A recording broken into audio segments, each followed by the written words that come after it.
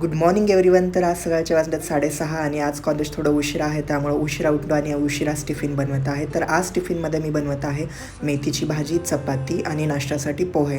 तर मेथीच्या भाजीसाठी मी आधी कढईमध्ये थोडासा लसूण टाकला, मग मेथी टाकली, थोडी फ्राय होऊ दिली, मग त्यामध्ये मीठ, हळद आणि लाल मिरची पावडर टाकलं, मस्तपैकी फ्राय होऊ दिलं आणि छान अशी त्याला मेथीला पाणी सुटतं, मग त्याच्यामध्येच ती छान फ्राय होती. मग त्यामध्ये परत मी शेंगाचं कूट ॲड केलं.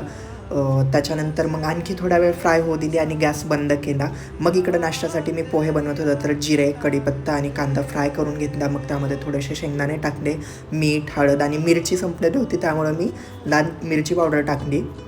त्यामध्ये पोहे टाकले आणि मस्तपैकी फ्राय होऊन दिले आणि वरतून मग कोथिंबीर टाकली.